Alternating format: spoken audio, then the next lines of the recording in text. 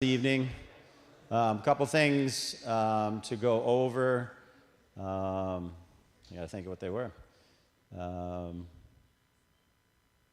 Some people have mentioned about curfew, which is a good thing, that some people are trying to go to bed before 10:45 and their counselors are waking them up doing bed checks. So if you're trying to go to sleep before 10:30, you need to work out some type of arrangement with the counselors on your floor so that they know you're actually there.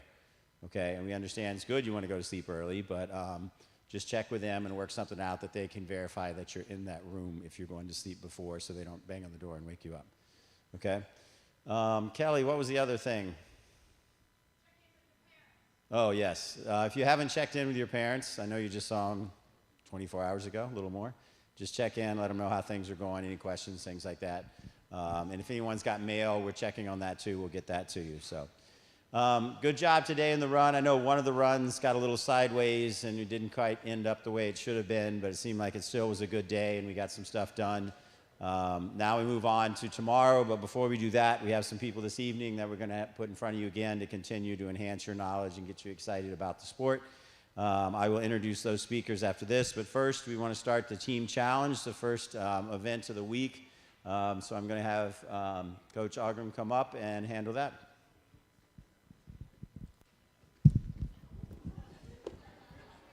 Nobody saw that at all, or I'm docking points. All right, I need 2 people from each group to come up. You should have had this figured out before. One of you will be talking about the flag, one of you will be holding the flag. We're gonna do this quickly.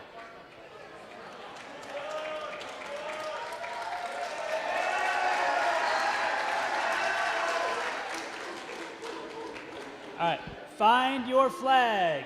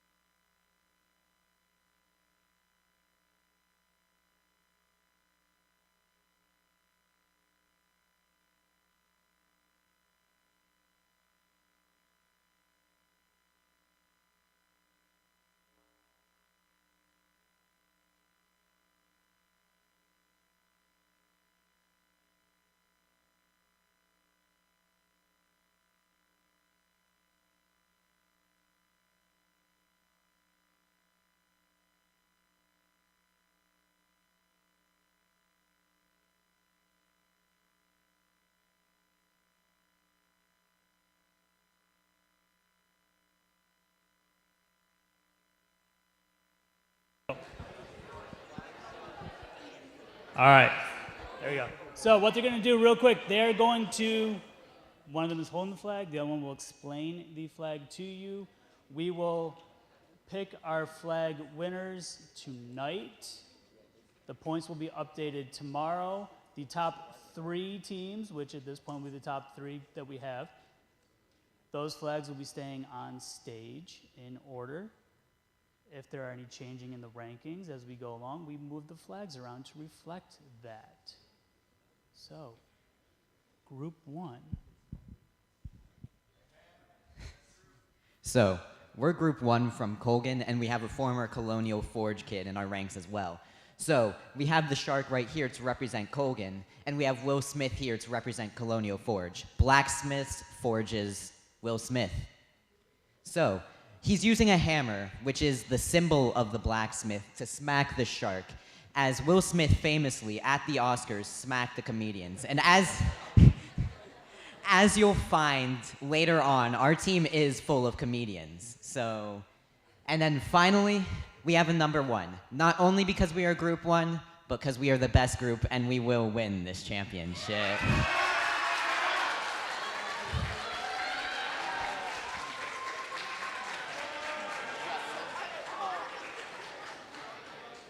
You do know the Forge mascot is an eagle, right? Yes, but Will Smith. Just making sure, making sure. We're funny people here. All right, so we're group 2, and so instead of Looney Tunes, we decided to do Looney Tunes.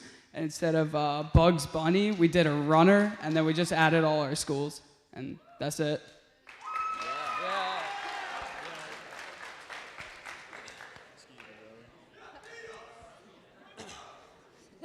What up? Oh, that's loud. Okay. So, as you might be able to see, we don't have any artists on the team, but we named our team the Goochland Beetles because we have this guy that really likes bugs on our team. So, that's a beetle with yellow Jordans on, and he's running on a track. That's pretty much all there is to it. I mean, we got our school logos around it, but yeah. Oh yeah, and we kind of forgot to put a 3 at the beginning, so we just like put a 3 on his tail. So, thank you.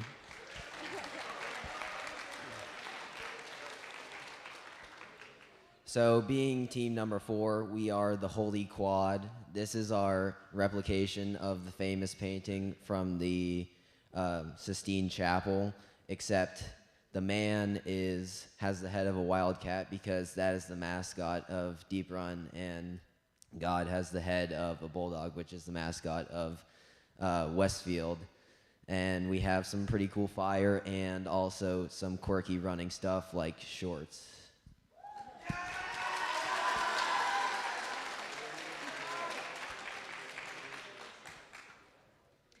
As team number 5, we chose to represent it by a high five, a classing running celebration.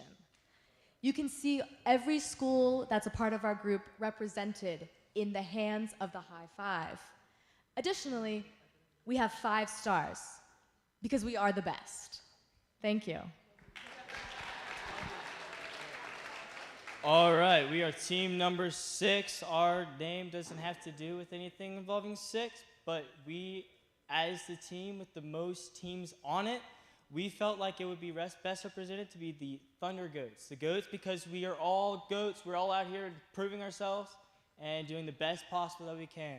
So the Thunder Goats for team number 6.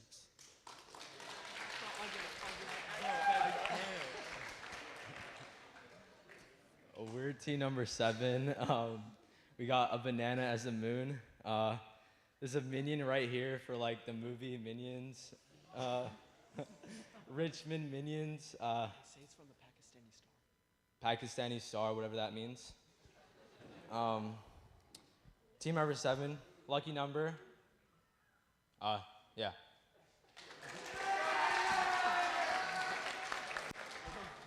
All right. Oh, shit. Oh. My bad. Sorry.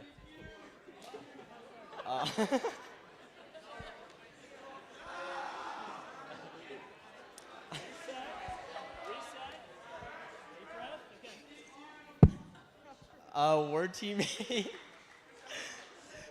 We did Crazy Eights like the game, and it's a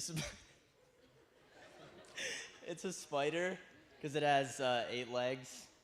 And then we have our team colors, so it was Ocean Lakes and Chantilly. I don't know if I'm pronouncing that right, but okay. Yeah, and it's a 8-ball if you didn't know. So yep.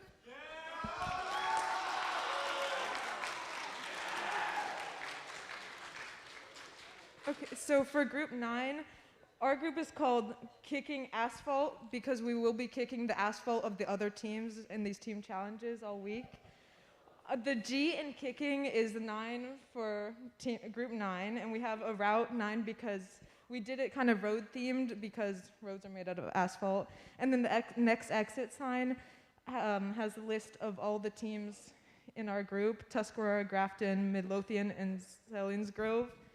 And we did the letters in blue because all of our schools have blue as one of our main colors, and the runner is in red because that's also a big team color.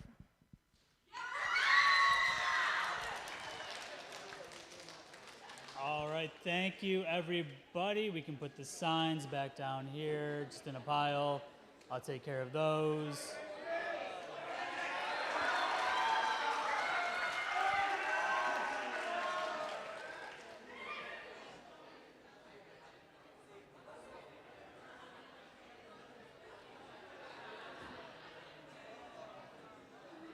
All right, so tomorrow, listen. All right, tomorrow evening, you ready? Tomorrow evening, team challenge number 2. think it's 7:15. All right. We will get the info out before that for you, so your group leaders can get that to you with what we're doing. Looks to be another fun one. At the end of tonight, we will also be revealing our Spirit Day winners for the first 2 days. So stay tuned for that.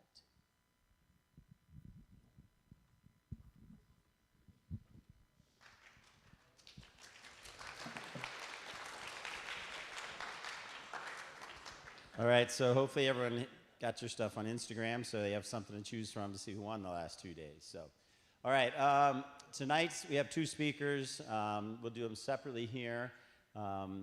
Sticking with the theme of putting people in front of you that can enhance your knowledge. Tonight's individuals will come at it from 2 different areas, one being coach, one as a former athlete. But the idea here is you take something away, and we try and bring people to get in front of you that different backgrounds, they tell their story to get an idea, hey, this is where they were X, and this is where they ended up. This is where they got in life. This is what running did for them. This is what it enabled them to do, and just kind of see something that might be able to relate to you. Because, there's a lot of people in this room that can go on to be the next Grant Fishers. You never know it, and you can shoot big, but if you're not, you got something out of the sport you enjoyed that changed your life. And that's the person we have tonight. She was one of my teammates at Georgetown University, so I've known her for a long time. She's from Virginia, went to Clover Hill High School, 5:05 in the mile, and she ended up being an NCAA All-American and a Big East champion. Was on a team that finished in the top 10 at the NCAA championships in cross country. Her husband, Mark Manley, was my roommate for 4 years at Georgetown, and unfortunately he couldn't be here tonight. He was going to speak as well, so she's in a running family and knows a lot about the sport. So we've asked her to stop by, just kind of tell her story, from what she did at Clover Hill High School, going to a place like Georgetown, running at that level, and then kind of what's, led to the rest of her life. She's a lawyer now, has done that very successfully, has 2 children, one at Virginia Tech and one at Virginia.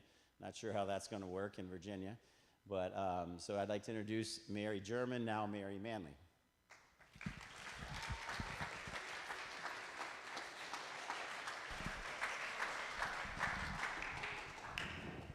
So I've asked Mary to start with just kind of telling her story from when she started running. I don't know if that was 6th, 7th grade, whenever, and kind of take us through, and we'll go through high school and then touch on college and have some questions and answers at the end.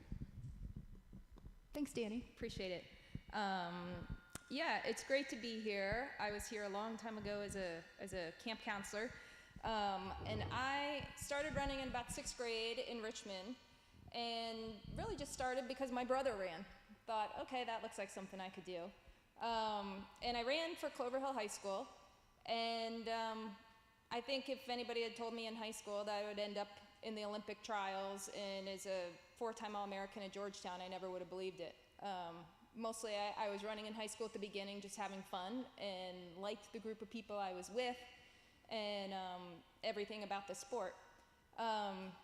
So as Danny said, as high school went along, I got a little bit better, but still wasn't somebody who necessarily was, one of the best runners that everybody was looking to try to bring into college. But then my senior year kind of really took off, and I ran, at the time it was fast. It's not fast anymore, but 5:05 for the mile indoors was 2nd in the state for Virginia. But even that, I didn't even do better than that outdoors. But I didn't have a coach where I trained a ton in high school. So there was, I think some maybe untapped potential, maybe Coach Helmer might have seen, and some room for improvement for somebody who was just running, 20, 25 miles a week, something like that. So at Georgetown, before we get there, a little bit with high school. Yeah. Maybe too close. All right. Why run? How did you even think about running? What made you do it in the beginning? Some people played soccer. I was the fastest kid on the soccer field. How did you end up even trying running? Yeah, I think it was something where in middle school we had a middle school team that competed against other schools, and I don't think they have that as much anymore.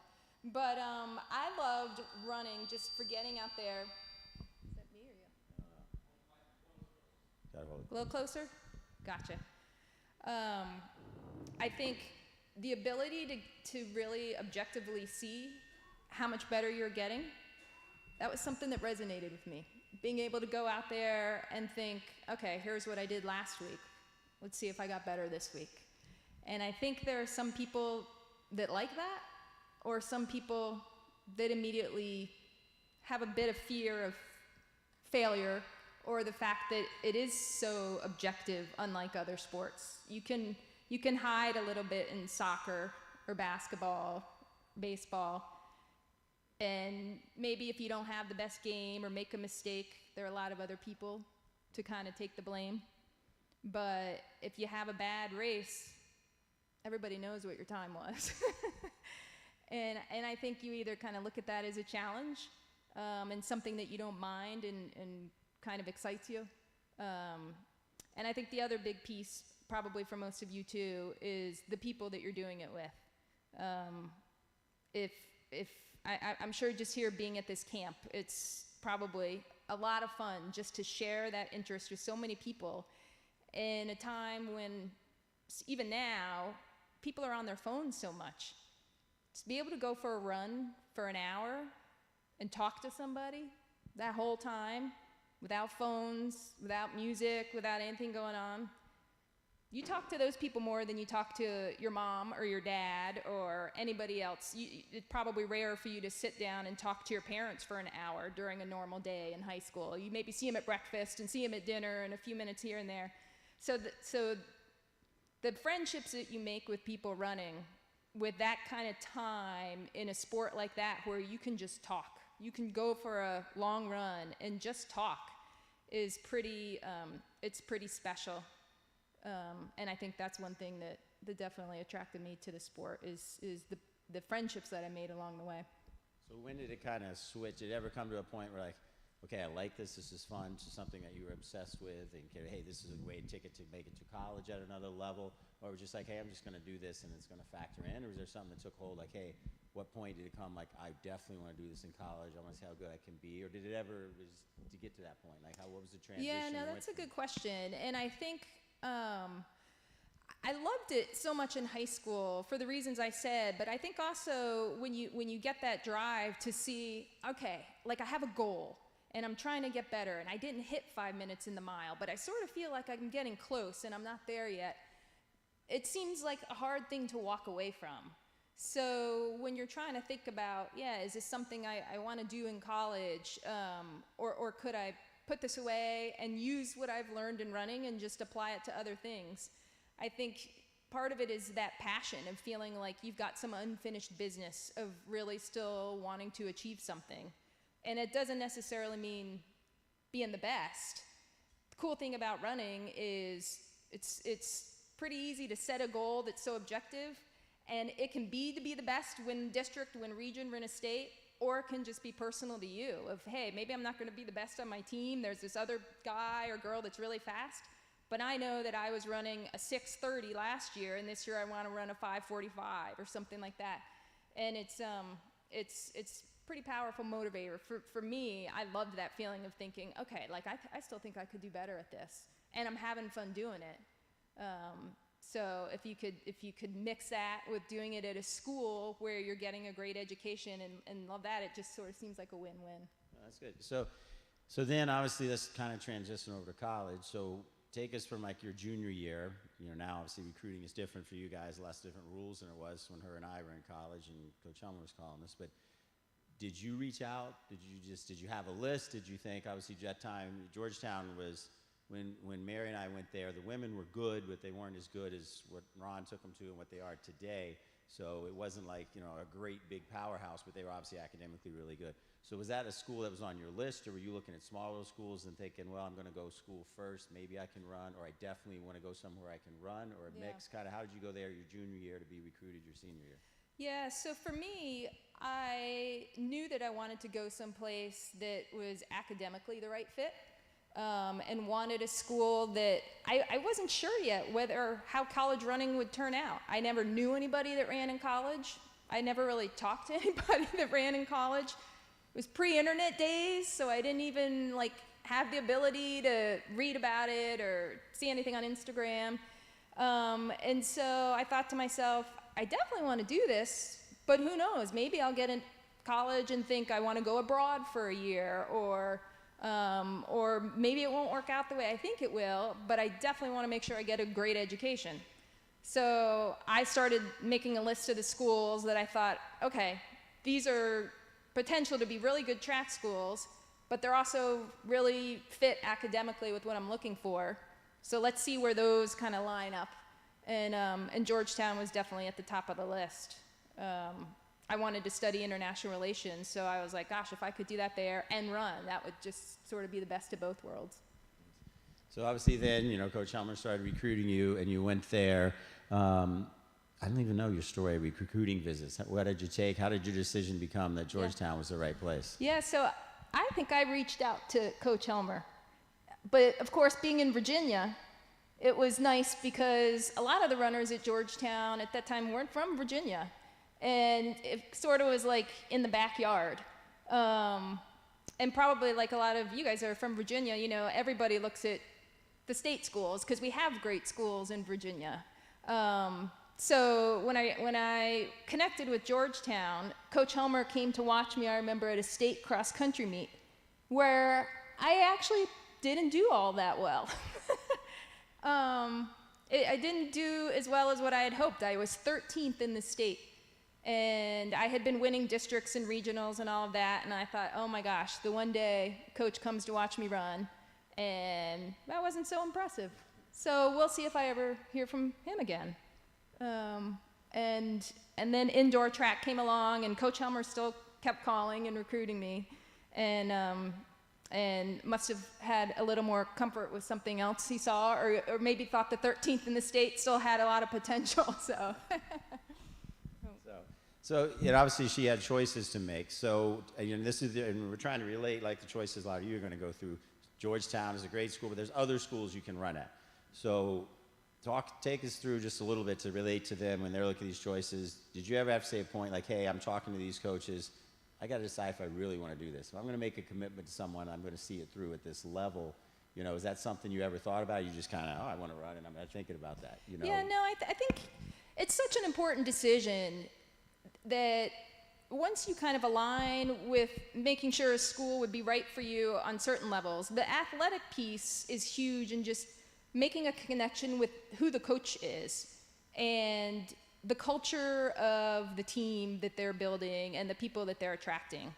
Because just going to run anywhere isn't a recipe for success for anybody, not for coaches who are recruiting or not for the kids who are going to run. Because if you don't like their style or what they're all about or who they're trying to recruit or how they're trying to do it, you're not going to be happy, and vice versa.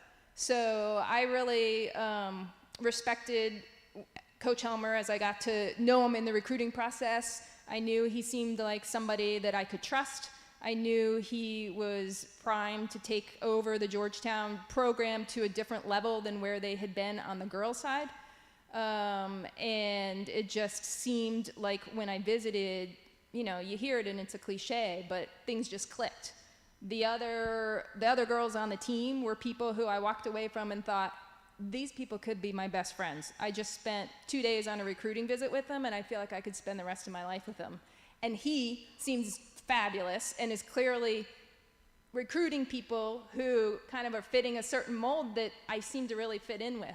And you just get a sense in certain places. And so there were some other schools I visited and came away, and it just wasn't the right fit. You know when you know, and you walk out and you think, wouldn't really enjoy spending 4 years with that person as my coach. Or, you know, gosh, people on that team, maybe they fit in with somebody, but they weren't really my people. And so it's definitely, and sometimes you don't know until you look at different places of just getting a sense, and seeing if you can envision yourself and how you connect with the coach and the team that's there. So she's kind of taken us through how she made her decision, but I know, and having, you know, known her this long, what she went through, that class that came in that year with her, nothing against Mary, but she wasn't one of the ones at the top on times. So give us an idea, like, did you have, like, how wise do you want me? How could I run? How could I contribute? Because there were some really good girls in that class of what they'd done in high school. So how did you carry that confidence, like, or did you have a chip on your shoulder when you showed up, or did you just have this belief in yourself that, hey, I can run at this level and make an impact in this team? Yeah, no, and I think it speaks to the coach, to Coach Helmer, and the way he was building the program. The people he brought in, it wasn't cutthroat where we looked at each other and thought, well, you're my competition and I don't want you to succeed because that means I'm not going to be the best. Instead, we kind of all met each other and we thought, well, this is going to be fun. Like, let's see what we can do.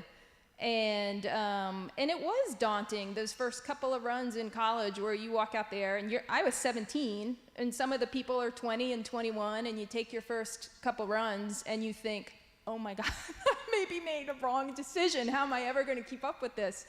But, you know, as you guys are already learning, one of the biggest things about running is it's one of the purest forms of setting a goal and working hard that you can see in anything. And it's every day, doing the right thing, trusting your coach, following the program, putting the miles in, taking care of yourself. And all of a sudden you put together the days and the weeks and the months and you look up and you're making crazy progress that you never thought was possible. So walk us through, like, you came in your freshman year, if I'm right, not a whole lot happened freshman year, but obviously you got going. What was the change? Was it a transition freshman year? Were you kind of not as confident, but what made the change where all of a sudden your last 2 years you were one of the best? Yeah, well, I think probably people hear from a lot of different programs. Some of them you have people to run with. I was in a high school where Clover Hill at the time, I was fast enough where I was faster than all the girls and kind of trained with the boys some, but it was hard. And it was hard to kind of find a training rhythm on my own at the level I needed to be at. And so then all of a sudden you're in a college program where there are a lot of great girls around me. And so that ability to have people to push and people to run with on a more consistent basis, that by itself elevated my game as a freshman.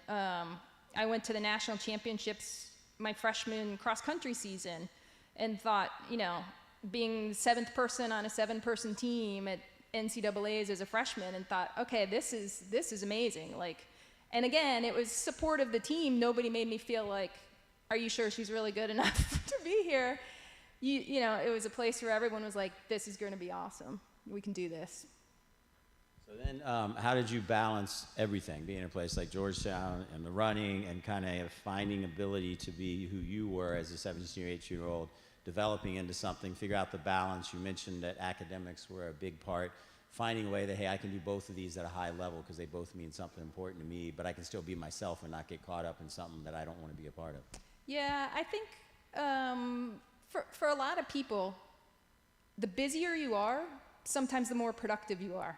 I mean, think about during the summer sometimes when you don't have school going on and you have all the hours in the day, and then you get to the end of the day and you realize you haven't really done anything. Maybe you went for a run and then you didn't do anything the whole rest of the day. Or maybe you have a job or whatever, but I think for a lot of people, sometimes the more you have to do, the more you get done. And so, yeah, my academics were a priority, but everybody on the team was like that. And you worked hard in the classroom, and you worked hard on the track, and you just sort of kept a good schedule and kept everything in a routine, and knew that that was the best way to do it. I think most people, whether you're even doing sports or not, but when you get to college, if you don't set a schedule for yourself, it's pretty easy to fail quickly, because the big difference in college is you're not in class from 8 in the morning until 3 in the afternoon straight. You might not have a class until 11. You might not have a class until 12. You might only have one class on a Friday or no classes on a Friday. You might just have a couple classes in the day.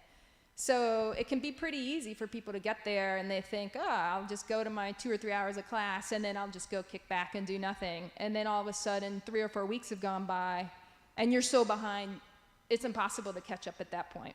So I think for athletes and for runners, and in some ways, it's almost easier when you have a lot to do, because you know you've got to be regimented to get things done. So I think most people didn't have too much problem balancing that. So take us through, so what were some of the highlights in college that, did they just kind of, as you mentioned, happen kind of generically on their own? Or did you say, hey, I want to be Big East champion of the 5,000, I want to be an All-American? Or you just kind of let the process play out and kind of went along for the ride? Or did you say in your head, wrote on the door in your dorm, I want to be this in the next 2 years? Or were you not the type of person, you just kind of rolled with it and let it happen? Yeah, I think some of both. I wasn't the type to, to write out a goal.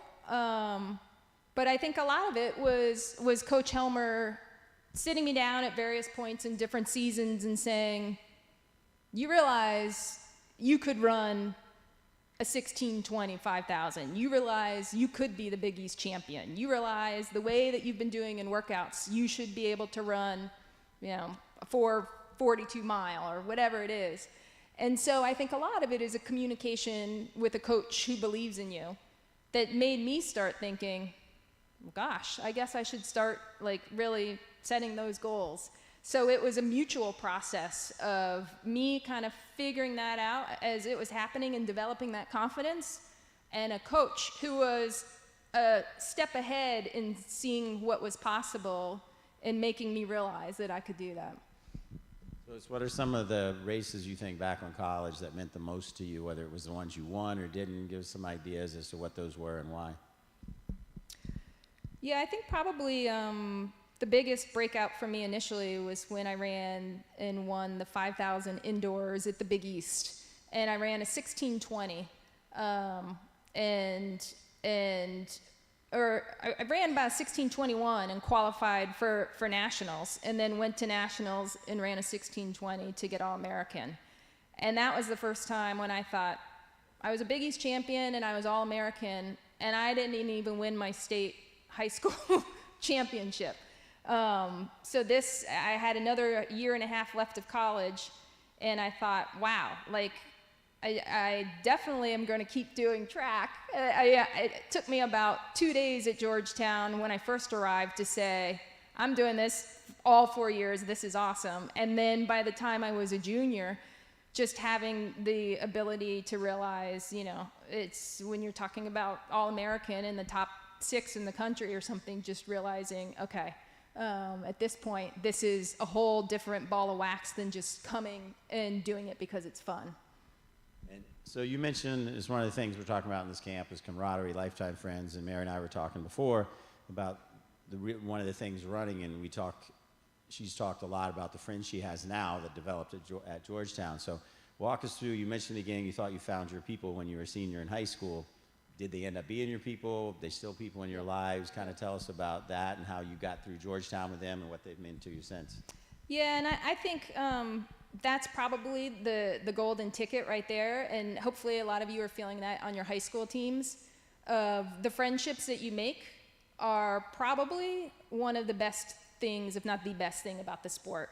Like I said, to me, there's no other sport where you have that kind of time with people to just talk. You're talking while you're running. Okay, maybe not in track workouts where you're dying and can't breathe, but on a lot of those long runs or the warm-ups and the cool-downs and all of that, the chance to just talk. And you get to know people so well. And that's not even counting the ups and downs you go through of training through a season and the highs and the lows and competing together in meets and pulling together to compete against other teams and the rivalries and all that. But on a daily basis of just having people who you really connect with and can talk to. You can't really do that in basketball. You can't do it in swimming because you're underwater. You can't do it in football because you're in, helmets and pads. And yeah, you can make friends on the team, but I don't think it's as pure as running where you're literally talking to people for such an extended period of time. So the friends I made at Georgetown have definitely been friends throughout my life in a way that I didn't even anticipate when I was 20 years old. I knew that they were my people when I was 20, but I'm a lot older than that now. And they, to this day, are still my best friends and have been like family to me through the decades. And I think I reached out to a bunch of them before I was coming here tonight to see Danny. And guys, girls, a whole slew of people. And to a T, these were people who were Olympians. They were people who have become doctors, lawyers, MBAs from Wharton, the whole gamut. And to a T, they all said, tell the campers that the best thing that we got out of running was the friendships that we still have for the rest of our lives and the connections we made. And yeah, a lot of it is, you know, the accomplishments, and you learn to work hard and you learn to goal set. But at the end of the day, when you look back on a lot of it, you may not even realize it now, but you're making relationships with people that that will last a lifetime. Yeah, and that's an important thing, just to interject here. You know, she found her people. Everyone can find their people, you know, and if you have ability, whatever level of school you go to, academically, athletically, find something you have in common. Because she would tell you, Coach Helmer would tell you, Coach Conley, anyone here to coach the college, that you don't want to go to a college based just on the program or just the running, because if something happens, you might not be happy there. Yep. But she found people, and I guarantee you there were times I was there saying that you're not going to do well, you know, athletically, and you need your people to keep you going, you know, to believe in you other than just the athlete you are. Yeah, or you get injured. I mean, there were times my junior year, right when I had gotten All-American indoors, and then I broke my foot in the first week of outdoors, right before Penn Relays. So all of a sudden you're looking at, you know, 2 or 3 months of not being able to do what you love every day. And part of the thing you learn by being a runner is resilience too. And resilience, you know, to overcome the injuries, the rainy days, the times when you don't feel like doing it, but you're out there anyway. And the friends and the support around you certainly help give you that resilience in the dark days that everybody has as a runner, whether it's just I didn't run today like I wanted to, or I broke my foot, or I really thought I was going to do well in this meet and I dropped the baton, and you know, whatever it is. But it's the resilience and the support that make a big difference coming out of that. So you mentioned earlier it was almost like the dark ages when we were in school, without the internet, without results. You couldn't read what other athletes were doing around the country. You had no idea. You just saw results. So let's talk a little bit about your high school training, how many miles a week you ran, how many days, and then a little bit how that progressed in college. What was the change? You got better. So just touch on your training, like first in high school, how many miles a week did you run, that type of thing? Yeah, I'd say in high school I probably only ran about 20 or 25 miles a week. And I didn't have a great routine, but good enough. And but then in college, you know, trying to ease into it so that the mileage wasn't ramped up too quickly. But it went, you know, training over the summer before college, and then through the fall. And by the time we had all settled in, you're running, you know, anywhere from 50, 55, 60, 65 miles a week. Some people were running 70, and Coach Helmer was really good about figuring out who could handle higher miles and who couldn't, because it wasn't all the same. There were some people that could run 70 miles no problem and would never get injured. And there were some people that if they even looked at 55 miles or 56 instead of 55, they were going to have a stress fracture.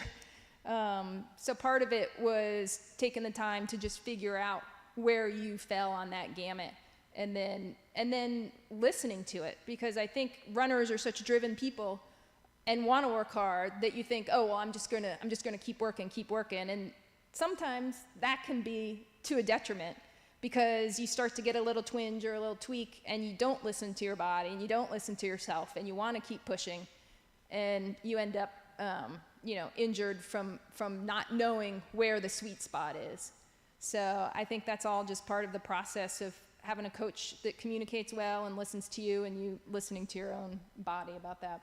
And she's mentioned more than numerous times about listening to your coach. I know it's hard for you because, you know, I'm a coach now as well, and the resources you guys to have online, who did what, who's doing, we didn't have that.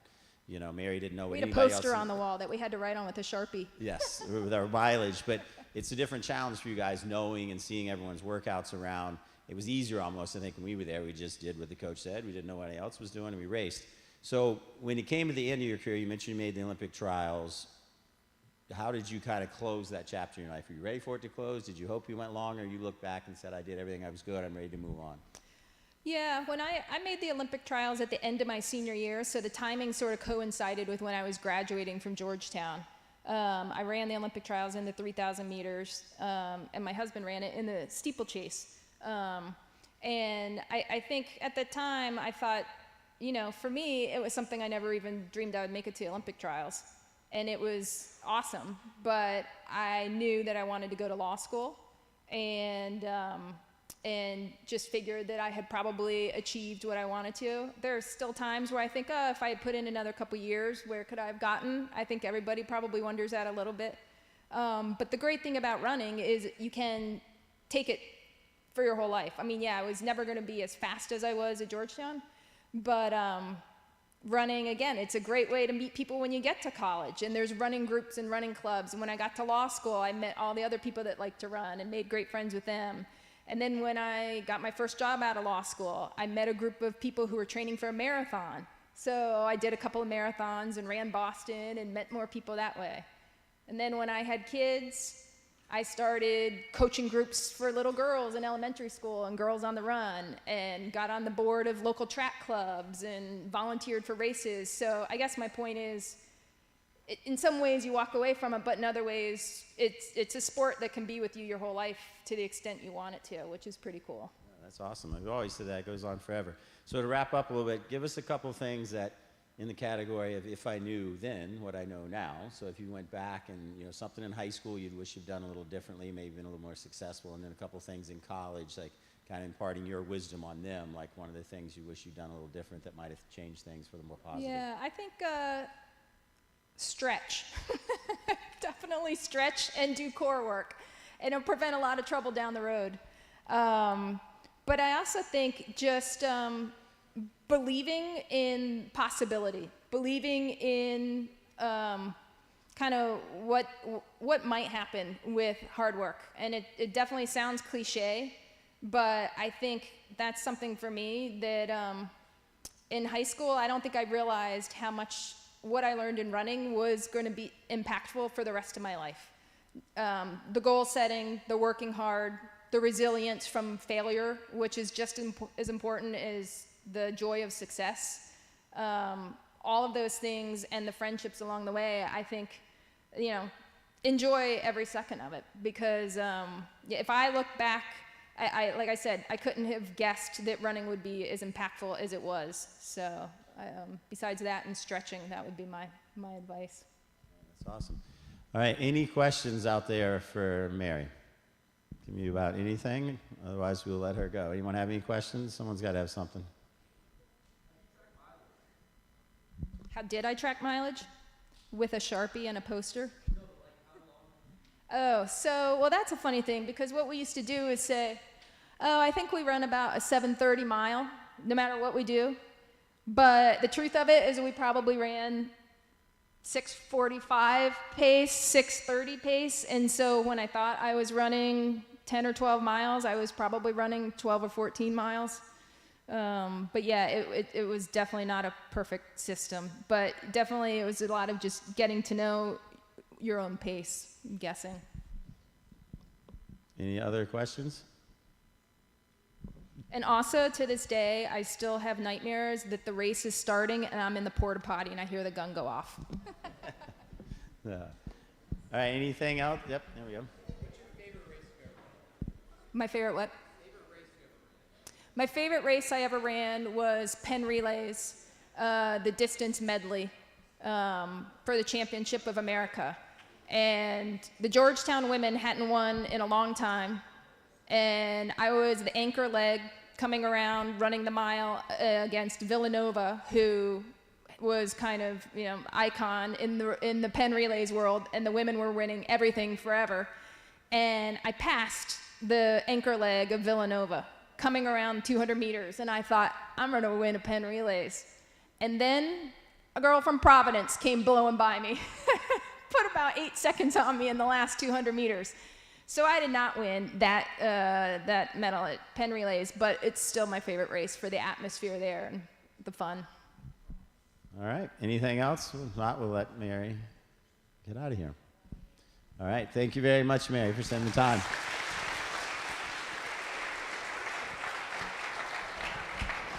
Thank you.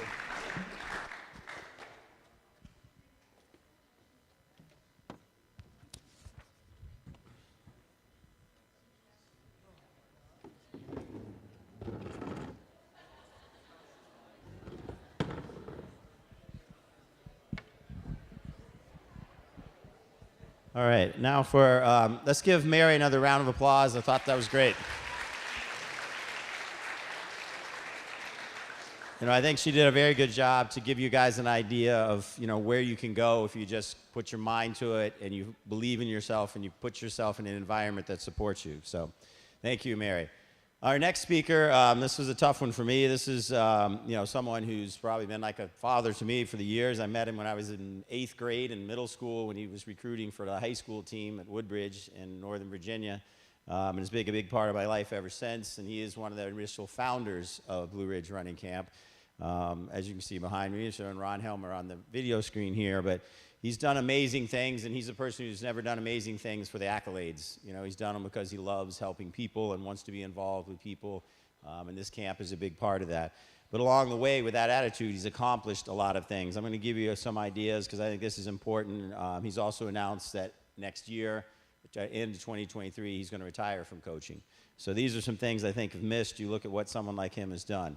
He's had 407 All-Americans, 8 national champions, 1 National Athlete of the Year, 10 NCAA top 10 teams, or top 10 teams, 28, Big Ten champions, 52, Big Ten Athletes of the Year, 10, Big Ten Freshman of the Year, 3, Big Ten Coach of the Year, 4 times, Great Lakes Athletes of the Year, 12, Great Lakes Coach of the Year, 5, and then before he's been at Indiana for 14 years. Before that, he was 20 years at Georgetown University. He had 213 Big East champions and 15 Big East team champions. Okay, and then some sides, and one of the most impressive things I think he's done, 15 years in a row, he took a women's team that finished in the top 10 at the NCAA championships in cross country. That's still the NCAA record, 15 years in a row, you know, to go and be in the top 10. You can't do that with the same people. That's an impressive stat. In high school, he went Woodbridge High School, where he was the head coach. Before that, Virginia High School in Bristol for 8 years. He was a Virginia High School Coach of the Year in 1980 and 83, Girls Track Coach of the Year in 81. He was the Boys High School Coach of the Decade in Virginia in the 1980s, 45 district, 35 regional, 10 state championships, 9 high school All-Americans. And think of this, there could be another coach out there, but I don't know if there is. He had 13 Foot Locker or Kinney, now East Bay qualifiers, 13 different individuals in, what was that high school, 10 years, Ron, less? 8? 7 years, he had 13 people make Foot Locker. You know, that's pretty good. So he's done some incredible things. He was inducted into the Southwest College Athletic Hall of Fame in 2004. So, and as I mentioned on Sunday, you know, he has moved beyond the camp now, and but he's come back this year because he loves it, and we want to have him bring him up here and let him speak. He's done this for years. He's got a lot of topics, but it's always wonderful to hear him speak, and I think he's got some really useful information and words for you tonight, and obviously for someone who's accomplished something like this, there's a lot of good stuff he can tell you tonight. So I'd like to welcome Ron Helmer.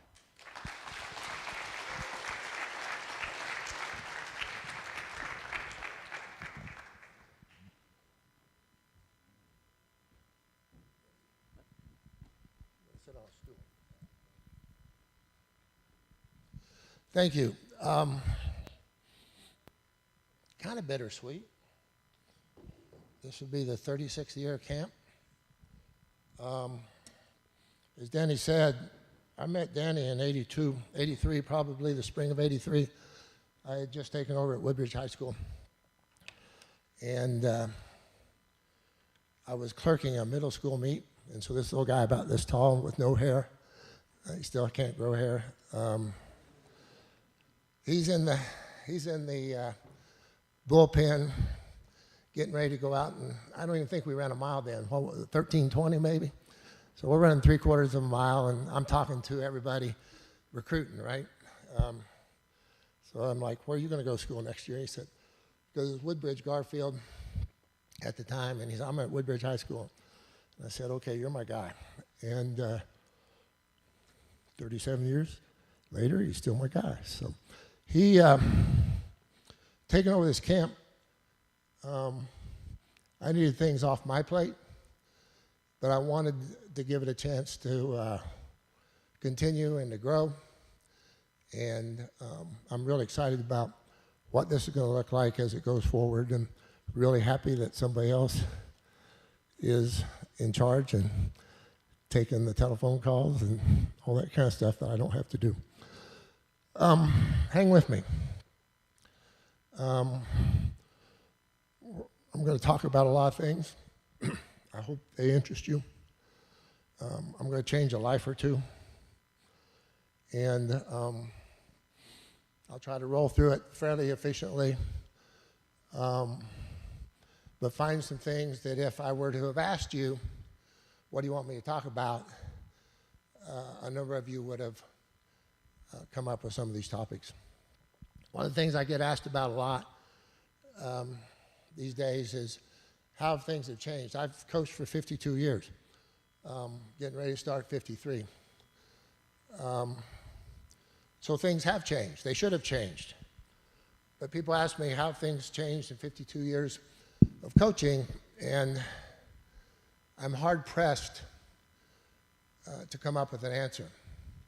Because going to practice in 1970 feels just like going to practice in 2022. Kids are kids. Athletes are athletes. What it takes to be a champion still is the same as it was way back then. But our world has gotten a bit more complicated, and particularly I think it's gone into high speed the last number of years, whether it's COVID, whether it's our political situations, whether it's how divided we have become, thinking that we need to be clear on this end of the scale or clear on the right, clear on the left, and we don't get the enjoyment or the satisfaction, I don't think, of operating in the middle where we respect one another, collaborate with one another, and succeed with one another like we once did. Social media, guys my age would blame that because anything you do is subject to criticism. Anything you put out there is subject to criticism, and it's almost like you're afraid to have an opinion. You're afraid to express it, or if you do, it's some radically crazy thing that you know people can laugh off if that's what they want to do. I was having a conversation today. I want you to answer a question for me. How many of you in one of your classes this year knew somebody who was a good student who cheated on an important exam, an important project, an important homework assignment? How many of you knew someone in a good class, a good student, who cheated? And that's most of you. How many of, and be honest, how many of you decided that that was okay as well? It's okay, you got the grade. All right. We just watched the World Championships, and I have my jaded view, and some of you probably have your naive views, but of all the medal winners, of all the heroes that we watched perform, how many of them do you think were cheating? You don't want to believe it. In my view, they all were. In my view, drugs have become okay because that's what everybody does, and it was like that in '88 as well. But talking to the people I know, being in this for years, talking to who gets contracts and who doesn't, based on what they're willing to do and what they're not willing to do, I would tell you that it's my belief that 99.9% of the medal winners were cheating. And they would tell you that, well, if everybody's doing it, then what's the big deal? And you would say in your class, if all of them are doing it and they're good students, then what's the big deal? I'm just trying to keep up. I have a problem with that because that sets the stage for a very impure world, a very impure quest for excellence. So what we're going to also try to do is define excellence, where all that kind of comes from, and try to clear a few of those things up for you. Thank you for being honest. I was talking to an Olympian recently, and she was saying, I really fear, we were talking about collegiate coaching, she said, I really fear for our sport because of all the young coaches who are getting involved who just don't get it. They have a better way. Historically, they aren't interested in what has worked in the past, and it's going down the wrong road. When I first got, and I was talking about things that were going on in my own office. And what I can tell you is when I first got to IU 15 years ago, I got awards for doing the things that I'm now being criticized for. I was demanding. I tried to eliminate options for failure. I pushed. And as I was listening to Mary talk, what I realized was the way I recruited at Georgetown, it was very important that I recruited Mary Germans of the world because she was middle America. She was a good girl. She did not have self-confidence issues. She believed in herself, and to the point that all those conversations she said that we could have, straightforward. If I said, you know what, did you ever consider maybe you have a chance to win that Big Ten championship? It wasn't like, oh my gosh, you're putting so much pressure on me. It was like, oh, thank you. I think maybe I'll think about that. And then she did. And where we've evolved to is we don't want those kind of responsibilities. We don't want those kind of pressures. We don't want to be talked to in that way. We want what we want, and we don't want what we don't want, and it's not your fault. It's not your fault. We've conditioned you to think that way. In the NCAA right now, you hear about NIL, which is basically the opportunity for people to make money because a whole bunch of congressmen who don't have a clue what they're talking about decided that we were taking advantage of college athletes because we were making so much money and paying football and basketball coaches so much money that athletes needed to share that. I just lost 2 transfer recruits who I offered enough money to pay for their tuition, fees, books, room, and board, and have some left over. I lost them to a way lesser program because they added in cost of attendance, they added in the Alston academic support money, and one of them is going to make about $18,000 above what it cost to go to school, and one of them is going to make about $12,000 more than what it cost above what it cost to go to school. And they have changed the conversation from what can I do here, how can I grow here, the kind of things Mary was talking about, to what do I get? What do I get here? And it's fine. It's time for me to be done and not worry about those kinds of things. But again, I have concerns that now is what drives the conversation.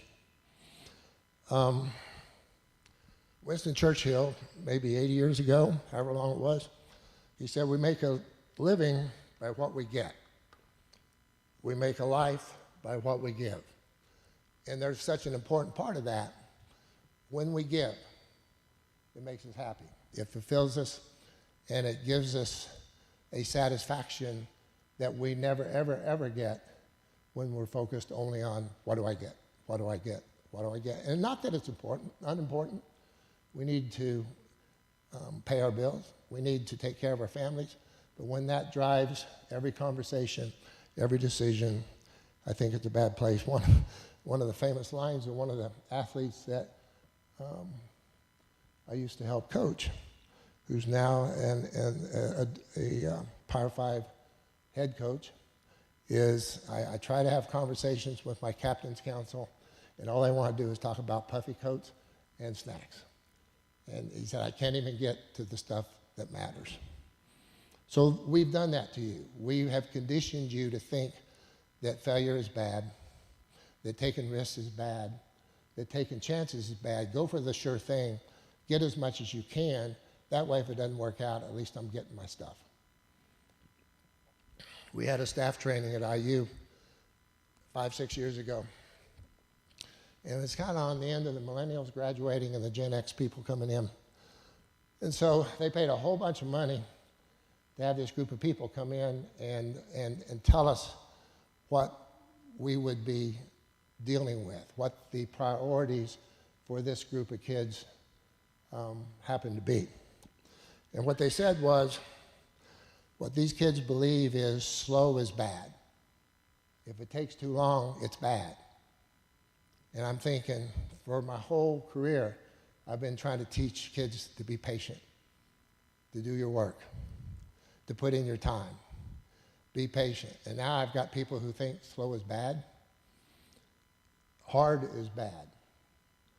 We talk all the time about we're glad being successful is difficult, because if it was easy, everybody could do it. But all of a sudden, I've got a group coming in telling me that hard is bad. Boring is bad. There's a lot of tedious, crappy work that we have to do. In fact, if you'd have been willing to do it, or your classmates had been willing to do it, probably you wouldn't have felt the need to cheat. But sometimes tedium is just what we have to endure and put up with. We can't have instantaneous gratification all the time. Risk is bad. How many times did I say to somebody, have the courage to take the risk? Have the courage to stick it out there. You never know what's going to happen. Mary, have the courage to go for the win. It might work out. And now they're telling me that these kids are coming to me thinking risk is bad. And finally, labor is bad.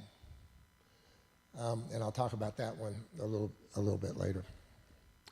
Those things all fly in the face of everything that I've been trying to teach my athletes. I'm thinking, in order to help them succeed, not just in athletics, but way beyond. And it's almost like we can't even talk about it. We can't talk about being tough, being resilient. All I ever remember my mom saying when things didn't go well was just get up and try again.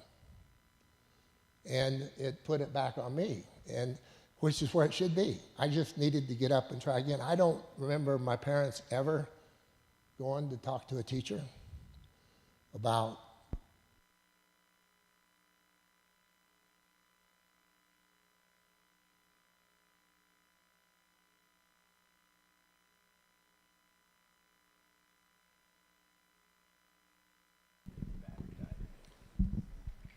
all right. And I wasn't a great student. I was an okay student. But whatever needed to be taken care of, I do remember my dad going to see the police chief once. And that was a short conversation where basically you arrested my son and he didn't do it. And the guy said, yeah, he didn't do it.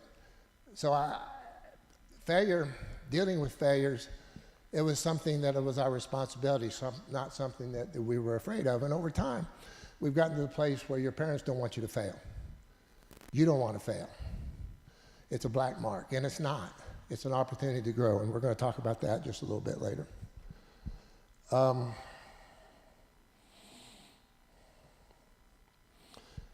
think what we've done is we've entered a time where those trainers, those people that came in to talk to our head coaches, have been proven right. All those things that they said people thought were bad, they do think that are bad, and we're having a hard time working our way through that stuff. I was talking to Coach Deegan today, and she was talking about accommodations being made for teachers that needed naps, teachers that didn't want to come to work every day. My wife is a prosecutor. She's 56. So she's in that generation who thought you're supposed to come to work every day. And so she goes to work every day. And all the 30-somethings are coming to work like 2 days a week, calling her, asking her to cover their court cases. Because of what? I don't know. That they don't feel the responsibility of coming to work. I had dinner with the parents of a former athlete last night, 2 nights ago. And he's a regional manager for UPS. UPS people get paid a lot of money. The delivery guys, I mean, we're talking 6 figures. On Saturday, he had 22 people just not show up for work. And it's like, what's the big deal? And he said, the big deal is we still have a job to do, and I haven't been home for 3 days. I went and saw a nurse for an appointment, and my blood pressure was sky high, and she says, what's going on? It's never this high. And I said, I just came from work, and I got young ones driving me crazy. And it just set her off. It's like, oh my gosh, I know. Our 30-something nurses, they won't come to work, they're disrespectful, they don't talk to the doctors properly, they don't take direction, they all have a better idea, and it's like they're entitled to either come to work or not, whatever they feel like. So it's real. It's kind of where we are. I've told people that for 52 years, I will leave the house, get to the end of the driveway, turn right, because right is where work was. And I went that way because that's where work was. That's where my responsibilities were. I never, ever didn't turn right and go to work because that's what I needed to do. And more importantly, the people I coached were depending on me. And what better way to send a message to them that they mattered and I cared than to be there every single day. But people don't do that anymore. They think they have the option and they don't understand how it affects other people. What about these practices suggest a pursuit of excellence? Are all these people wrong? The people I've been listening to for 52 years. You can think what you want, but Nick Saban happens to be one of them. Nick Saban says, high achievers don't care much for mediocrity, and mediocre people don't care much for high achievers. Think about that, how that impacts the dynamic on your team.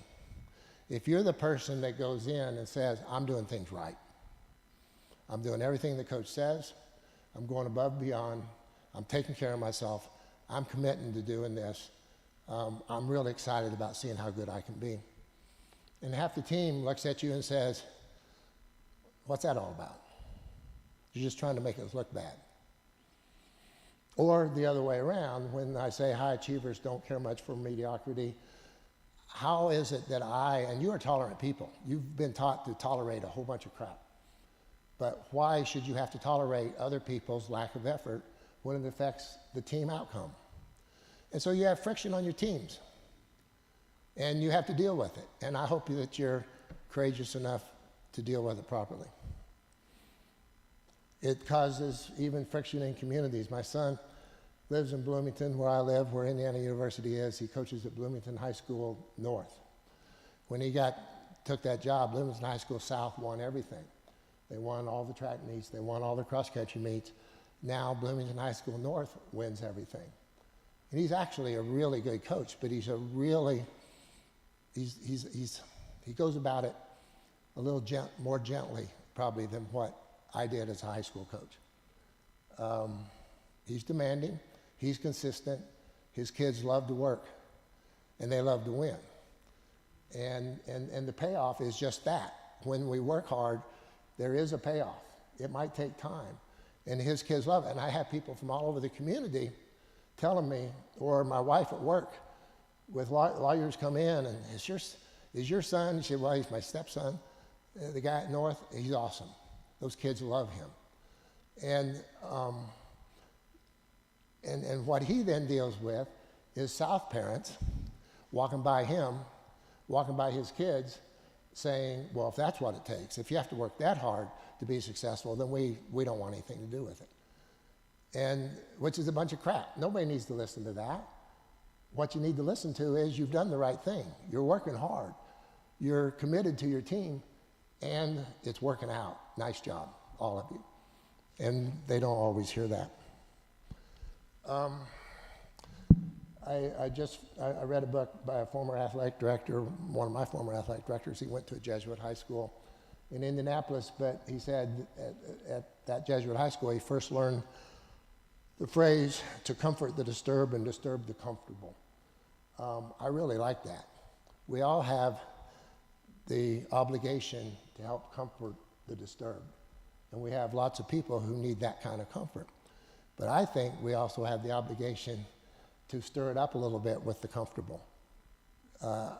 Expect more. Push them to do more.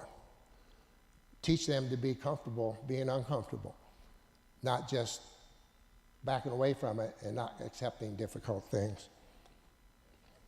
Another saying that I found, actually I was listening to talk radio, which I do, sports talk radio, which I do way too much of the time.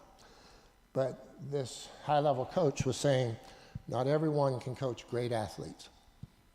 And I think I've coached some great athletes. And so I'm listening. He says, first of all, you have to hold the great athletes accountable.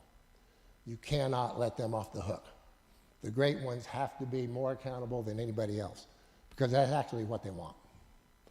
Secondly, you have to coach the great athletes hard. You don't make deals. You don't not push when you need to push. You coach them hard, because they're great athletes. And they want to see what might be at the end. But if they accept the hard coaching, if they accept the accountability, then what you get to do is you get to turn them loose, because they'll take care of the rest. They will line up and they will race and they will give you everything they've got. That last part is when you need to turn them loose. You can't be out in the warm-up area doing everything for them, carrying their shoes, telling them how to warm up. No. You hold them accountable, you coach them hard, you turn them loose, they'll take care of the rest. Even Buddha, if he was a real person, I don't even know. He says, what we think, we become. What we think, we become. And I think the trap we fall into is we oftentimes start thinking of ourselves as victims. I have to do this. I have to do that. The coach says we have to do this. You don't have to do anything. You don't have to do anything. You can accept the challenge and accept the responsibility of what it's going to take to get good and reach your goals or chase your dreams. There are no victims, but when you start thinking that you're a victim, you're a victim. When you start thinking it's too hard, it's too hard. When you start thinking that you're not good enough, you're not good enough. So be very, very careful about how you frame things and how you think. Somebody else already said, what we present, we attract. You need to surround yourself by the right people. Thomas Jefferson, probably 250 years ago, if you want something you never had, you must be willing to do something you've never done. He can't be wrong. That's Thomas Jefferson, right? All through my coaching career for 52 years, those are the things I hang on. Those are the things that frame how I want to think about what this profession and ultimately what life might look like. I've got a couple-minute clip here, and some of you have probably seen it. Duke women's basketball coach Carol Lawson. I did a little research. She went to West Springfield High School. Then she went to Sidwell Friends, was All-American at Tennessee, played in the WNBA, was really good, and is 41, 42 now. So let's take a look at, this was a couple weeks ago. She was talking to her women's basketball team at Duke as they came back to campus to start training. I was talking with Shay a couple days ago, and one of the things we talked about was how we all wait in life for things to get easier. Think in your own life, if you've waited for something to get easier. Oh, I just got to get through this, and then it'll be easy. I just got to get through preseason, and then it'll be okay. I've just got to get through my junior year of high school, and then the classes are going to get easier. Or I've just got to get to my spring of my senior year of college, and it's going to be easier. It's what we do. We wait for stuff to get easier. It will never get easier. What happens is you handle hard better. That's what happens. Most people think that it's going to get easier. Life is going to get easier. Basketball is going to get easier. School's going to get easier. It never gets easier. What happens is you become someone that handles hard stuff better. So that's a mental shift that has to occur in each of your brains. It has to. Because if you go around waiting for stuff to get easier in life, it's never gonna happen. And then what happens? Oh, it's so hard. Oh, I can't do it. Oh, I don't know when is it gonna be easy for me? Oh, it's easy for other people. It's not. It's hard. And the second we see you handling stuff, handling hard better, what are we gonna do? We're gonna make it harder. We're gonna make it harder. Because we're preparing for you for when you leave here. Not just basketball and life. And if you think life, when you leave college, is gonna be all of a sudden get easy because you graduated and you got a degree, it's not gonna get easier. It's gonna get harder. So make yourself a person that handles hard well. Not someone that's waiting for the easy. Because if you have a meaningful pursuit in life, it will never be easy. If you're trying to win a championship, if you're trying to have a family, ask your parents, do you think it was ever easy for them to raise kids? Karen, is it easy? It's not. Any meaningful pursuit in life, if you want to be successful at it, it goes to the people that handle hard well. Those are the people that get the stuff they want. People that wait around for easy, you probably see them at the bus stop. They're waiting for the easy bus to come around. The easy bus never comes around. You've got to handle hard. Okay, so don't get discouraged through this time. If it's hard, don't get discouraged. It's supposed to be. And don't wait for it to be, I just got to get through the summer. And then it'll all of a sudden get easy in the fall. No, it won't. It won't. It won't get easy in the fall. So make yourself someone that handles hard well. And then whatever comes at you, you're going to be great. You're going to be great, okay? So handle hard better. I talk to my kids often when we're talking about how difficult what we're trying to do is, and I tell them that, you know what, right now going to college is pretty easy. Everybody out there in the workforce, professional world, who spent time in college would love to go back and have the easy days of college. You're going to leave here and you're going to go to work 40 hours a week instead of going to class for 8 hours a week or 6 hours a week and studying another 12 or 15. And 40 hours is going to seem like crazy. This is hard. And then you're going to find that to be successful at what you're doing, you need to work 60 hours a week and maybe 80 hours a week. And as long as you get to a place where you accept that's what it takes to get what you want, it's no longer work. It's what you need to do to reach your goals. And yeah, there's a work-life balance. We all work at it. We all try to figure that out. But at the end of the day, that 80 hours quits feeling like work. It feels like a noble challenge, a noble pursuit. This is what I'm doing, and this is going to help me get to where I want to be in life. We say as coaches, they get it. Finally, they get it. They're no longer worrying about how hard it is. My fear is we're being conditioned to think about how hard things are, how much time they take, and I think that's a dangerous place to be. What we need to do is think about what do we want, what are we trying to accomplish, what does it take, and is that worth it to me? She'll be criticized for taking that approach by some people. That's unfortunate because that was a fairly strong statement and a fairly accurate statement about what it's going to take for her Duke basketball players to succeed, but what she knows is a fairly accurate statement about what it's going to take to succeed moving forward in life. I've got several examples. I'm one of those people who not every day goes well. I'm sure you share that. And it seems like every time I need a little reminder that what I do is worthwhile, I get it. So Irvin Richard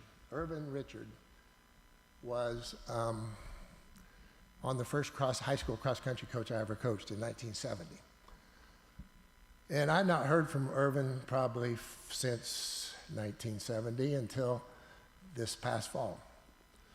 And he called me and he's telling me, yeah, on that cross-country team, by the way, I had Irvin, the black kid on the team who couldn't play basketball and couldn't play football, and he was just my guy. And then I had the shortstop and the third baseman off the baseball team, both of whom smoked cigarettes. I had the manager off of the basketball team. We got 6th in the state, and Irvin was a big part of that. But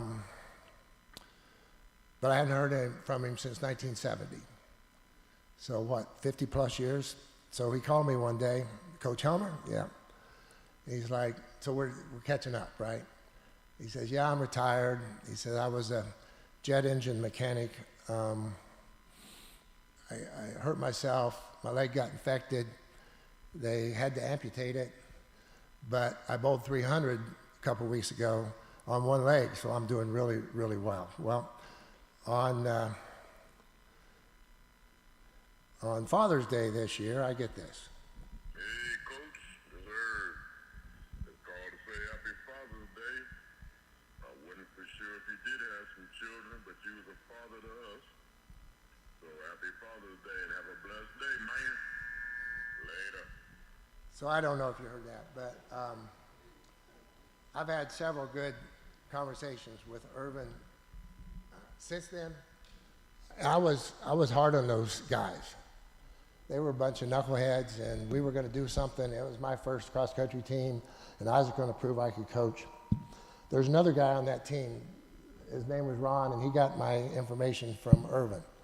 So several weeks later, he called me. And Ron was the guy who came to, I don't know why he was on the team. I don't think he ever said anything to me. He walked around with glasses that always had, you know, the tape on them somewhere because his parents just wouldn't replace them if he broke them. He looked at the ground constantly, and he was pretty good. He ran in our top 5 or 6. I had him in geometry class, and I tried to get him to answer questions, and maybe he would, maybe he wouldn't. So he calls me, like, again, 50 years later. And we're talking, he's retired too, and bringing me up to date. And he says, I just never felt, I have to apologize, I just never felt like I did enough. And I'm like, don't you understand? None of us ever feel like we did enough. We no matter how we approach it, no matter what we've accomplished, we never feel like we did enough. So I wouldn't worry about that too long. He said, well, what I really wanted to do was thank you because you saved my life. He said, my dad came back home from Vietnam. He wasn't the same person.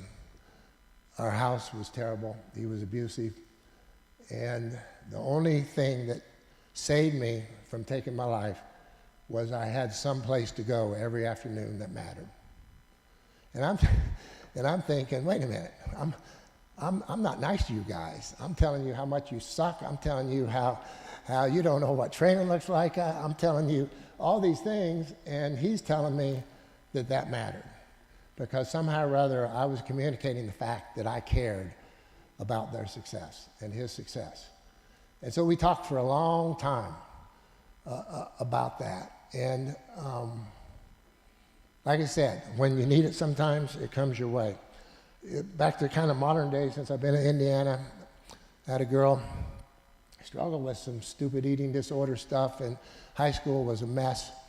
And we went to work on it and really held her accountable, really had some good discussions, really got her to cooperate with treatment. And she ends up running 15, 50 something, and 32, 50 something, and is in LA with a big time job. And when I talked to her, she's like, Coach, I'm killing it. All the stuff I learned, all the stuff that we worked our way through, she said, it just prepared me for all the stresses that go with life. I'm dealing with stuff really well, and I'm killing it. I've got a stepson,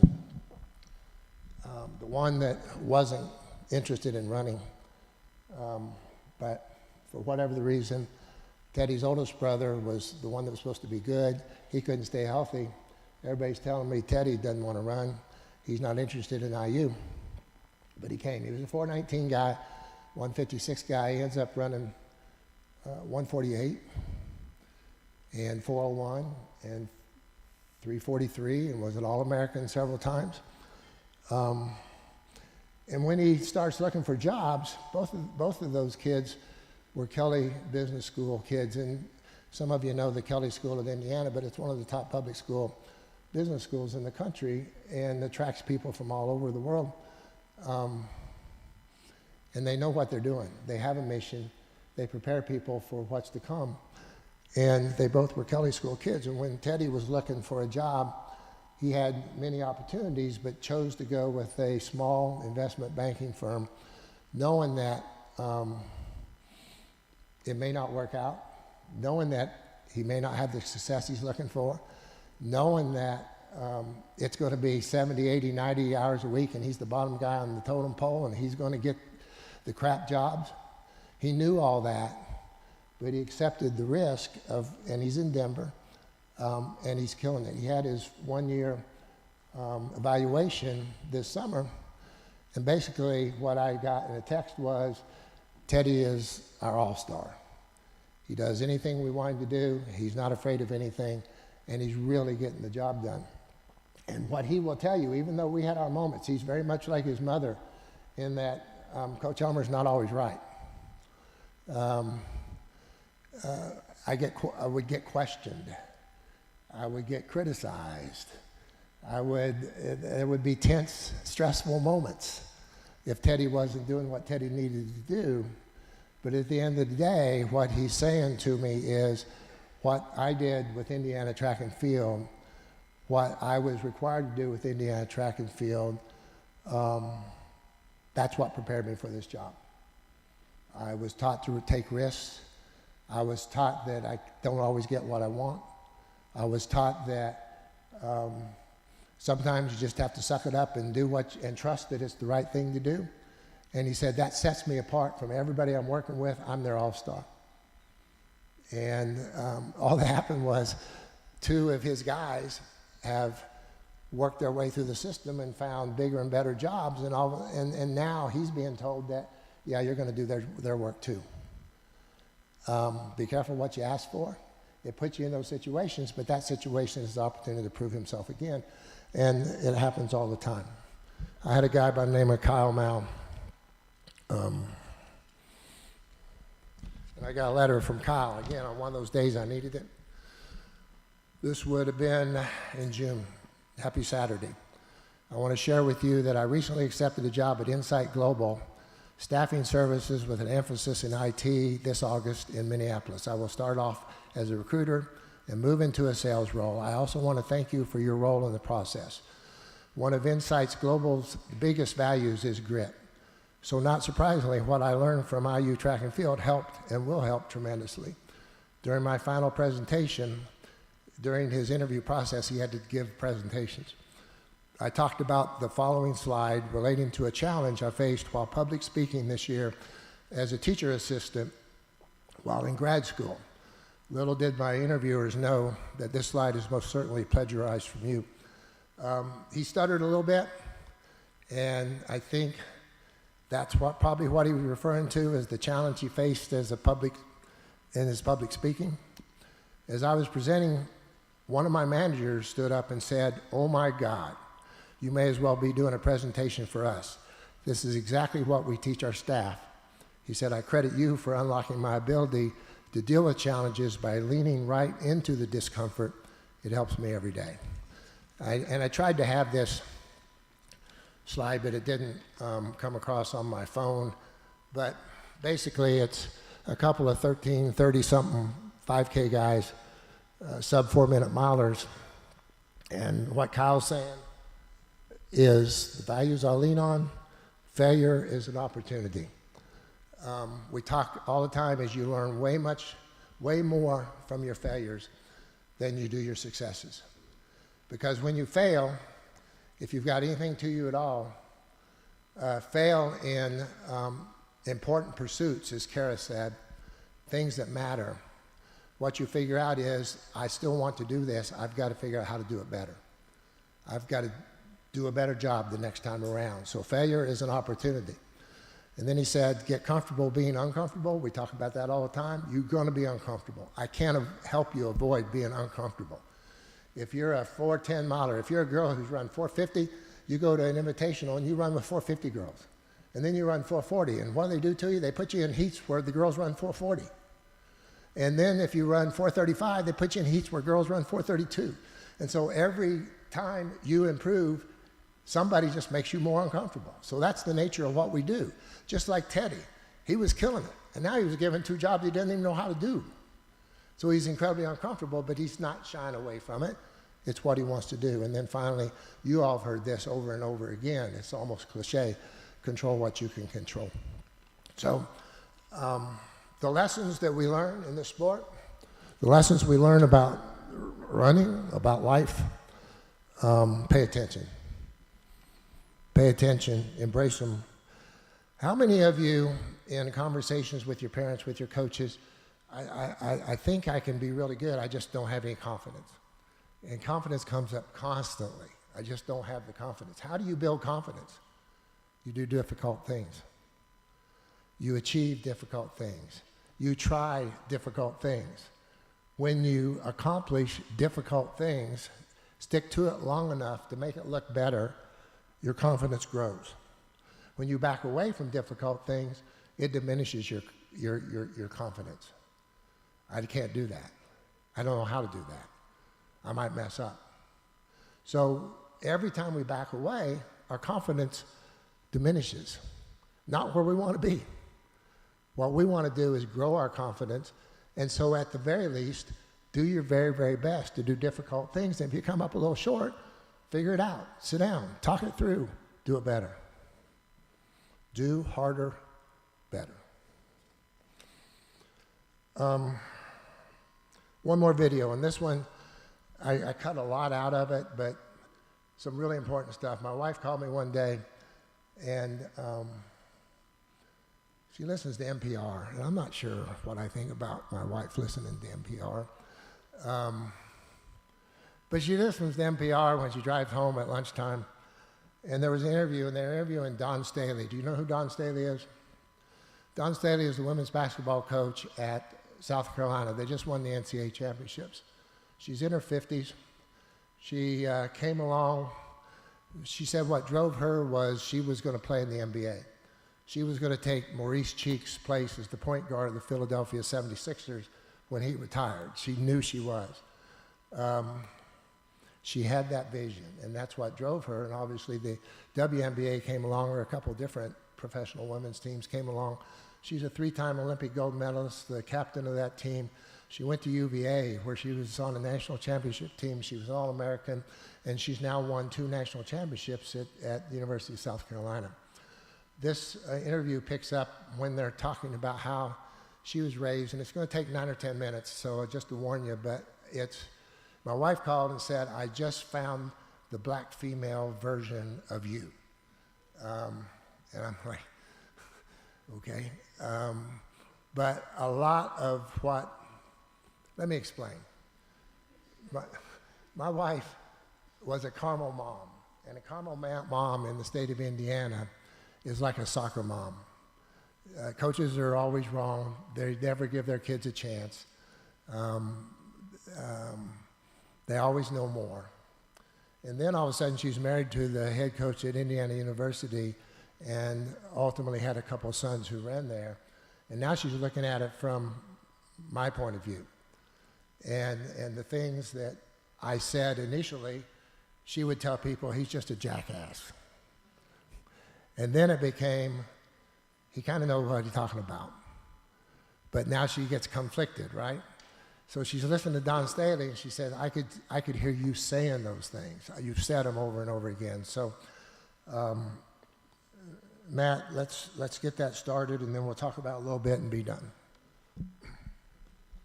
Was not in existence when I was growing up. You grew up in the Raymond Rosen housing projects in North Philly. Tell us a little bit what the projects were like then, and you grew up in the 70s and 80s. For me, the projects was a way of life. Like I didn't see myself as poor. Like my family didn't see ourselves as poor. I mean, we saw ourselves as working class people who worked hard. Like I grew up in the projects, but the the lawns in my block were maintained. They were it was incredibly clean. All the people that These live. are garden apartments, not a high rise. No, yeah. Here's the thing. All of my siblings that are older than me, they had an experience in the high rises. I've never had an experience of living in the high rises, so I think of myself as a little more bougie, because the row homes are a little more plush than going through the high rises. So we had lawns, we had neighbors. My mom planted flowers and they bloomed and everything looked like great. Although my mom had to clean houses for other people in order to make ends meet, but it was a job. And my mom did it to the best of her ability. She cleaned people's houses like a boss, like a CEO of a Fortune 500 company. So, I come from a strong woman who just believed in doing things the right way, no matter what it was. So I just, I thank God for my mother, because she's a disciplinarian. Like, I feared my mother. Like, I did not want to disappoint her. Wait. Didn't she sometimes use like a cable or a switch of some sort to discipline her children? Extension cords, switches, anything that was in her reach. Nowadays, that would be considered child abuse. How did you think of it then? I thought it was child abuse then, but there wasn't. Not one finger would pick up a phone to call any type of hotline on my mother. But I look at how I am today, and for me, I'm considered probably a hard coach to play for.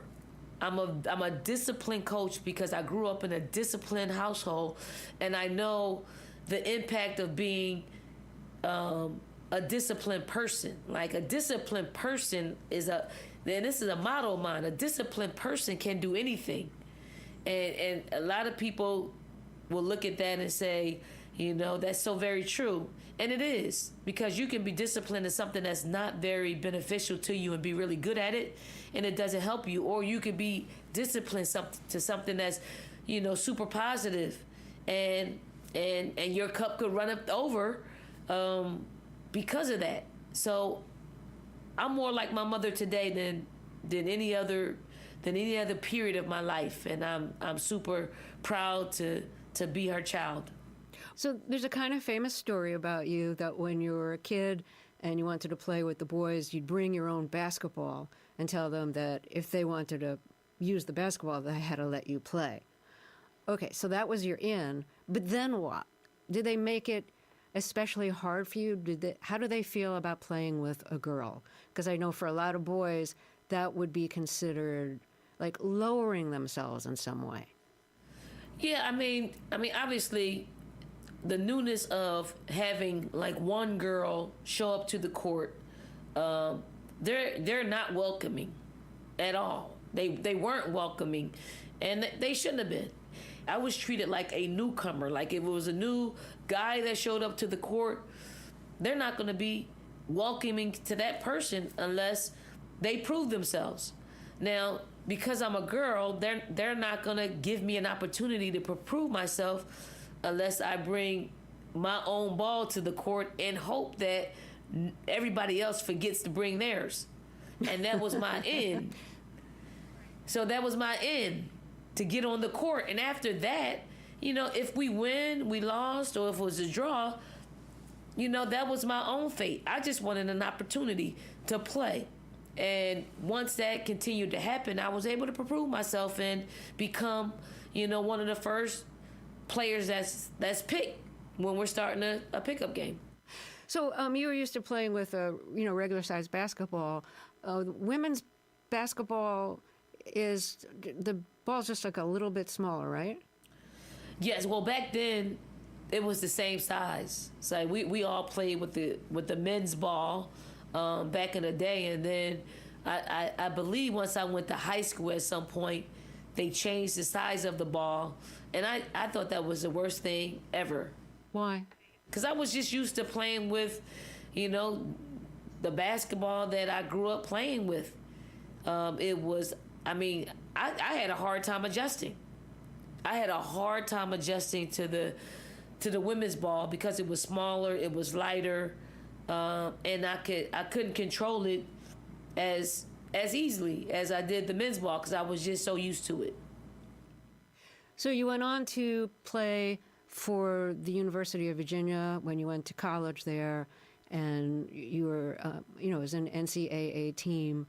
I read that at UVA, it was the first time you were really in an atmosphere, you know, an environment where there are a lot of white people. You weren't used to that. Can you talk a little bit about the transition going from, you know, living in the housing projects in North Philly to being at UVA? Yeah, the housing projects that I grew up in, I mean, it was probably 99.9% black. And then I go to UVA, and it's the first time that, you know, I'm outnumbered as far as, you know, black versus white or any other, you know, race. And although, you know, I was a very shy young person. Like I didn't talk a whole lot. I wasn't open to making new friends. I mean, I'm from Philly. I'm from North Philly. We just kind of stay in our lanes, and we don't go outside of our comfort zone unless someone comes into our comfort zone. And for me, going to Virginia was a huge step outside of my comfort zone.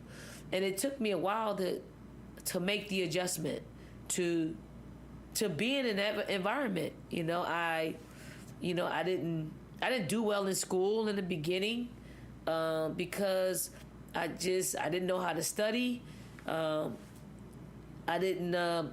wasn't comfortable. And then, you know, when I was threatened with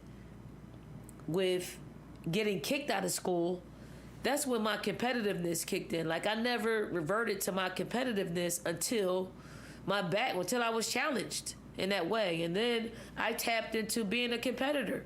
So I looked at academics a lot differently once I had to. And if I didn't really want to be at Virginia, win a national championship, being in that space, I would have given up. But I wanted to be in that space, and that's the thing that really drove me to doing better. How did you go from being inexpressive, not making eye contact, being kind of introverted, just expressing yourself through the game, to being a coach where you really have to communicate with people? I mean, you're probably part psychologist and therapist as well as, you know, basketball coach, and you're probably shouting on the sidelines during the game. I mean, you have to be more extroverted and communicative as a coach. It really wasn't easy. And I find that just through my life, being uncomfortable, I found a way to grow. And I give that to our players. Like, I am I'll give you an example. Most of the players that I coach, their parents, they don't want them to hurt. Like, they don't want them to be unhappy. They don't want them to go through life hurting or failing, should I say. Failing. Bad game, bad grade. Just break up with your boyfriend. Like, their parents don't want them to go through that. And I am the direct opposite of their parents. Like, I want them to do that. I want you to break up, have a breakup. I want you to have a bad game. I want you to fail a test. Because from those moments, growth is taking place. You find a way to not have those repeat performances in those stages of your life. So sometimes my players, they struggle with me because I don't treat them like their parents treat them. That's interesting. I balance their parents out. I want to ask you about a health.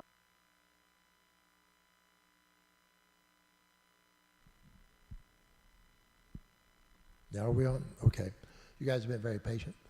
The reason that struck me so much, we all come from a different place. We all have different stories.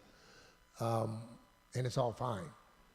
But here's somebody who in the 70s, 80s was born, came up in the 90s, early 2000s, a woman, and we're way more aware of what that struggle for opportunity can look like, a black woman, a poor black woman, and yet what she did was she rose to the top of her sport, and she rose to the top of her profession, and she talked about the things that allowed that to happen. She just did not worry about it. She did not let those things hold her back. She knew what she wanted to do, and she knew what it took, and she was willing to be uncomfortable and work her way through some really difficult things, and now she's carrying that message to another generation of people, and obviously she's doing it successfully because they're being incredibly productive. Well, I've always thought that coaches have two jobs. Our first job is to get you to do what you don't want to do, but more importantly, to get you to do what you don't believe you can do. And how we communicate that and how we massage that and how we push you to do that, it's all different based on our personalities, but if we can get to that point where you're looking at, I don't want to do that. Well, it's like having a conversation with your parent. Your parents are the people who care the most about you and want things to work out the best for you. And if they're telling you this is the way it needs to look and you're looking at them saying, I don't want to do that, they got to figure out a way to get you to where you need to be, because probably 20 years later you'll figure it out. But the more important part, the more difficult puzzle is how do we get you to do things that you don't believe you can do? And that's a whole lot different, and maybe a story for another time. Let's wrap it up here. There's a motivational speaker in Canada. He's got a saying that says, successful people are always looking for opportunities to help others. Unsuccessful people are always asking, what's in it for me? Another saying I like, do what you can with what you have where you are. You will have a powerful impact and influence. You're in control of all that. Do what you can with what you have where you are. Do you know who Herb Brooks is? Herb Brooks was the hockey coach. Remember, what was the movie? Miracle on Ice, when we beat the Russians back in '76 or something, but probably way too long before your time. But he had a saying, risk something or forever sit with your dreams. I read, everything will work out in the end. If it's not working out, it's not the end. Do you know who Phil Knight is? Phil Knight's the head of Nike. He was unsuccessful along the way. He couldn't sell encyclopedias. He couldn't sell vacuum cleaners. He had many failures, and ultimately is sitting on top of one of the most powerful corporations in the world. And this was out of his book, but I assume he was probably talking to his corporate senior staff when he says, the cowards never started, the weak died along the way. That leaves us, ladies and gentlemen, that leaves us. You first of all have to make the decision that excellence needs to be part of your world. Cowards don't do that. Then you need to have the ability to stick to it, to get up when you get knocked down, or you'll die along the way and decide it wasn't worth it. Be strong, don't be weak. And finally, all that's left is us, but like-minded people working together can do some extraordinary things. Have the courage to be different, be patient, embrace hard, do hard better. Understand the value of slow, boring, tedious work. Those of us who are waiting around for that next medicine, that next drug that's going to heal us, we're incredibly grateful for those research nerds who sit in their freaking downstairs little labs and do tedious, boring work hour after hour after hour after hour, how important are they? So anybody who says boring is bad, I would tell you boring is pretty cool. Take risks. All successful people take risks. Value hard work. Take pride in hard work. Take pride in turning right at the end of the driveway and always meeting your responsibilities and doing what you're supposed to do. I may not live long enough to see our country heal, to see our values reprioritized, see people able to focus on others and others' success and others' happiness, but I intend to continue focusing on coaches who care, athletes who get it, as they bring their teams together and show their successes both now and into their futures. Winning is hard, but is impossible if we all don't do our jobs. If doing your job the right way is too much for you, you can't succeed. If doing your job appeals to you, your opportunities for success are boundless, not guaranteed, but distinct possibilities that make entering the arena and chasing your dreams an experience you will treasure for a lifetime. So that's my hope for you. I hope many of you have found something that I talked about that you can take with you, and it'll mean something to you, and it'll remind you what your potential might be and what you have the ability to do. You're at a point in time when you're sorting through all that stuff, and I would just encourage you to make decisions kind of based on the things that we talked about tonight. Give it a chance and see where you might end up, because it'll be pretty cool. Thank you.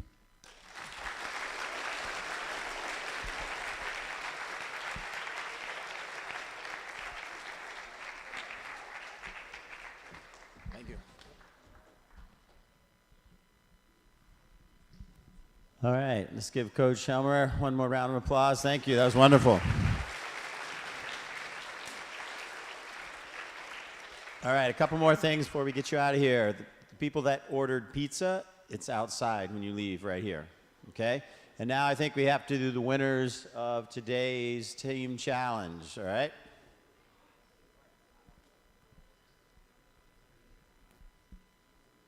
Still need to be in our dorms at 10:30, in your rooms at 10:45. Lights out at 11.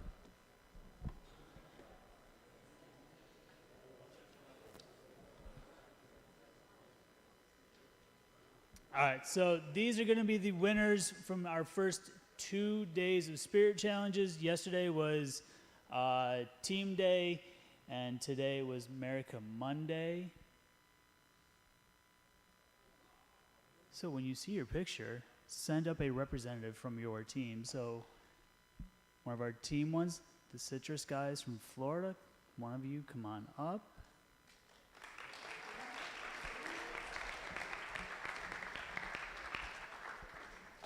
Pick a card.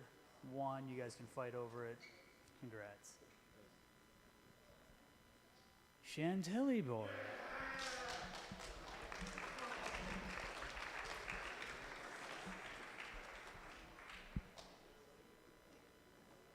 Pick card, you guys get to fight over who gets it. Thank you.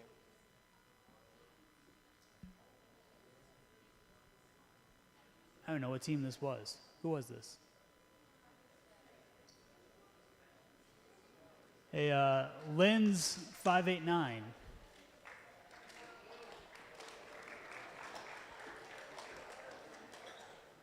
All right, you guys can fight over who gets it. We got 2 more from America Monday.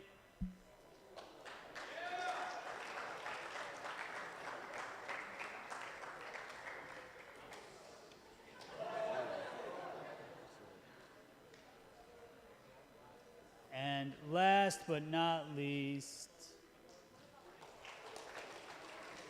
Captain Amplify.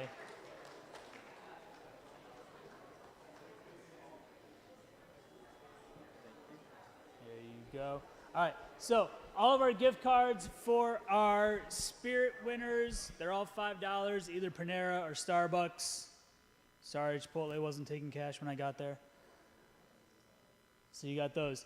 Reminder, tomorrow is Duo Day. Duo Day. You getting the picture here? All right.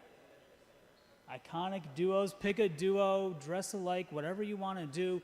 Make sure, and this is the important part, you're tagging us on Instagram with your pictures at BRR Camp so that we can see them. You don't tag us, we don't see them, we can't pick you. That's all I got. Go get your pizza.